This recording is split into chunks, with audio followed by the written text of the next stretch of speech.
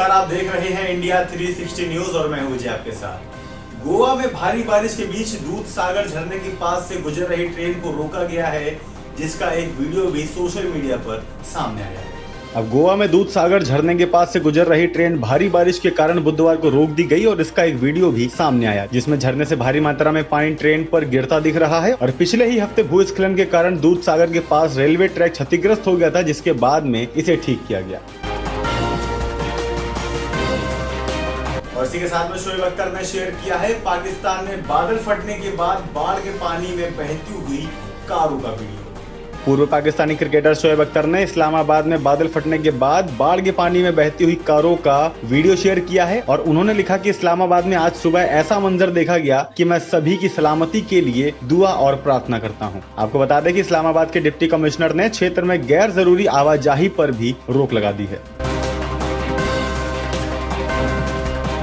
और इसी के साथ में जम्मू कश्मीर में भारी बारिश के बीच अमरनाथ गुफा के पास फटा है बादल, जिसका एक वीडियो फिर से सामने आया है। जम्मू कश्मीर में भारी बारिश के बीच अमरनाथ गुफा के पास बुधवार को बादल फटने की घटना रिपोर्ट हुई है, जिसका वीडियो भी सामने आया।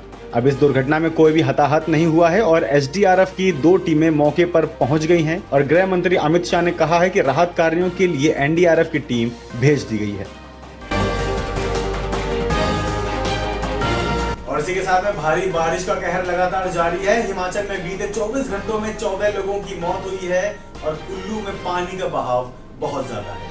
हिमाचल प्रदेश के मुख्य सचिव अनिल खाची ने बताया है कि बीते 24 घंटों में लाहौल में 10 लोगों और कुल्लू में 4 लोगों की मौत हुई और 3 शवों का मिलना अभी बाकी है। उन्होंने यह भी बताया कि कुल्लू में पानी का बहाव बहुत तेज है और मौसम के अगले 48 घंटों तक खराब रहने की पूरी आशंका है।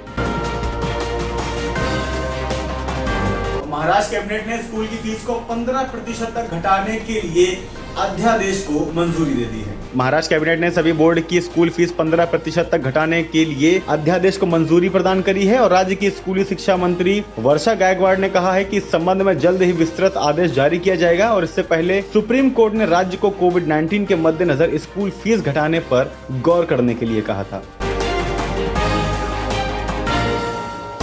और कोविड-19 के मद्देनजर गूगल ने अक्टूबर तक बढ़ा दिया है वर्क फ्रॉम होम। कैंपस में प्रवेश करने के लिए टीकाकरण का होना अनिवार्य कर दिया है। अब गूगल और अल्फाबेट के सीईओ सुंदर पिचाई ने बुधवार को कहा कि हम अपनी वैश्विक वर्क फ्रॉम होम पॉलिसी 18 अक्टूबर तक बढ़ा रहे हैं और साथ ही साथ यह भी कहा कि गूगल के कई कर्मचारी डेल्टा वेरिएंट के कारण अपने आसपास कोविड-19 के मामलों में बढ़ोतरी देख रहे हैं। सुंदर पिचाई के अनुसार गूगल कैंपस में काम करने आ रहे शख्स का टीकाकरण होना भी अनिवार्य है। और इसी के साथ में श्रीलंका में कुआं खोदते वक्त मिला है नीलम रत्न का दुनिया का सबसे बड़ा क्लस्टर। अब श्रीलंका के रत्नापुरा में एक शख्स के घर के पीछे के हिस्से में कुछ लोगों को एक कुआं खोदते हुए इत्तेफाक से दुनिया का सबसे बड़ा स्टार सफायर क्लस्टर, जो कि हल्के नीले रंग के नीलम का क्लस्टर होता है, वह मिल गया। अब विशेषज्ञों के अनुसार अंतर्राष्ट्रीय बाजार में लगभग 510 किलोग्राम के इस क्लस्टर की अनुमानित कीमत करीब $10 करोड़ यानी कि करीब 745 करोड़ रुपए बताई गई है। इसी के साथ में अमेरिका में बढ़ते मरीजों से बड़ी है परेशानी, क्योंकि अमेरिका में टीके की डोज पूरी हो चुकी है पर मास्क अभी भी जरूरी है। राष्ट्रपति ने इसको लेकर सीडीसी को नई गाइडलाइंस बनाने के भी निर्देश जारी कर दिए हैं। अमेरिका में रोग नियंत्रण और रोकथाम केंद्र ने कहा है कि कोरोना का टीका लगा चुके लोग भी सार्वजनिक जगहों पर मास्क लगाएं। सीडीसी के निदेशक डॉक्टर रोशेल वालेंस्की ने यह भी कहा कि अमेरिकियों को उन क्षेत्रों में मास्क लगाना फिर से शुरू करना चाहिए जहां पिछले 7 दिन में 1 लाख लोगों पर 50 से अधिक नए मरीज मिले हैं। अब बिगड़ती स्थिति देखने के बाद राष्ट्रपति जो बाइडेन ने मास्क को लेकर सीडीसी को नई गाइडलाइंस जारी करने के निर्देश दिए हैं। वहीं बाइडेन प्रशासन ने अपने कर्मचारियों के लिए टीका भी अनिवार्य किया है। ओलंपिक्स में भारत के पहले super heavyweight boxer Satish Kumar quarter final में पहुंच चुके हैं। ओलंपिक्स के लिए क्वालिफाई करने वाले भारत के पहले super heavyweight boxer Satish Kumar Tokyo games में 91 किलो से ज्यादा की कैटेगरी में क्वार्टर फाइनल में पहुंच चुके हैं और 22 साल के सतीश ने गुरुवार को राउंड ऑफ 16 में जमैका के रिकार्डो ब्राउन को 4-1 से हरा दिया है। अब 1 अगस्त को क्वार्टर फाइनल में सतीश का सामना उज्बेकिस्तान के बखोदिर जलोलोव से किया जाएगा। बात करते हैं खेल जगत की, तो श्रीलंका ने T20 क्रिकेट में भारत के खिलाफ अपनी लगातार 4 हार का सिलसिला खत्म कर दिया है। दूसरे टी20 के आखिरी ओवर में भारत को 4 विकेट से हराकर श्रीलंका ने 3 मैचों की सीरीज में 1-1 से बराबरी कर ली और भारत के खिलाफ पूरे हुए अपने पिछले 5 टी20 मुकाबलों में श्रीलंका की यह पहली जीत है। धनंजय डिसिल्वा ने श्रीलंका के लिए सर्वाधिक स्कोर बनाया, जबकि अकिला धनंजय ने 4-0 29-2 के गेंदबाजी करके आंकड़े दर्ज किए। अब अगर बात करें टोक्यो ओलंपिक्स की, तो पूजा रानी के बॉक्सर बनने की कहानी सामने आई है। उन्होंने बताया है कि घर में बिना बताए खेलना शुरू किया था और कॉलेज में एडमिशन के बाद पहली बार पहना था इन्होंने बॉक्सिंग ग्लव्स। भारतीय मुक्केबाज पूजा रानी ने टोक्यो ओलंपिक में महिलाओं की 75 किलोग्राम वेट कैटेगरी के क्वार्टर फाइनल में जगह बना ली है और पहले राउंड में बाय पाने वाली 30 साल की पूजा ने बुधवार को राउंड ऑफ 16 के मुकाबले में अल्जीरिया की इचारक चाइब को 5-0 से हराया है। अगर पूजा अगली बाउट जीत जाती हैं तो उनका एक मेडल पक्का हो जाएगा। अब पूजा की बॉक्सर बनने की कहानी काफी रोचक होने के साथ साथ देश की करोड़ों लड़कियों के लिए खासा इंस्पायरिंग भी है और पूजा ने घर वालों की मर्जी के खिलाफ इस खेल को अपनाया है। बात करें बॉलीवुड की, तो विक्की कौशल, सारा Ali Khan starrer the immortal Ashwatthama में एक अहम रोल निभा सकते हैं सुनील शेट्टी। डायरेक्टर आदित्य धर से चल रही है काफी दिनों से चर्चा।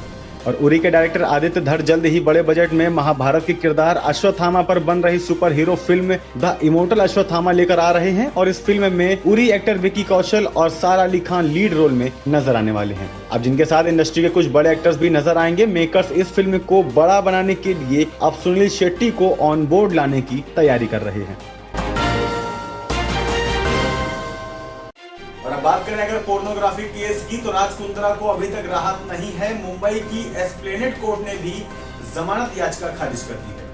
पोर्नोग्राफी मामले में राज कुंद्रा को मुंबई की एस्प्लेनेड कोर्ट ने राहत देने से इनकार कर दिया है। राज कुंद्रा और रयान थोर्प की जमानत याचिका अदालत ने खारिज कर दी है। अब मुंबई क्राइम ब्रांच ने रोज हो रहे नए खुलासों के कारण राज कुंद्रा से पूछताछ के लिए ज्यादा समय की मांग की थी और एक दिन पहले ही उन्हें 14 दिन की न्यायिक हिरासत में भेजा गया है। याचिका में यह कहा गया था कि क्राइम ब्रांच ने 19 जुलाई को राज के ऑफिस में तलाशी लेने के बाद बयान दर्ज करने के बहाने उन्हें भायखला ऑफिस बुलाया और हालांकि वहां पहुंचने पर उन्हें गिरफ्तार कर लिया गया। और इसी में अगर हम बात करें मौसम की, तो भारत के कई राज्यों में लगातार बारिश जारी है, जिसमें से कानपुर की एक खबर सामने आई है कि पहली मूसलाधार बारिश ने कानपुर को किया है जलमग्न और गवर्नमेंट की खुल गई है कई सारे इंतजाम की पोल।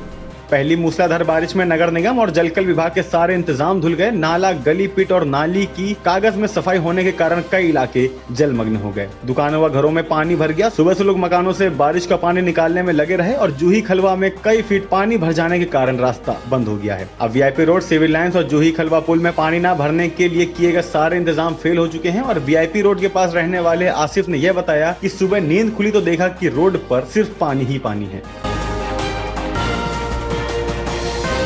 और इसी के साथ में देश और दुनिया की ताजा खबरों के लिए देखते रहिए इंडिया 360 न्यूज, खबर दिन भर की।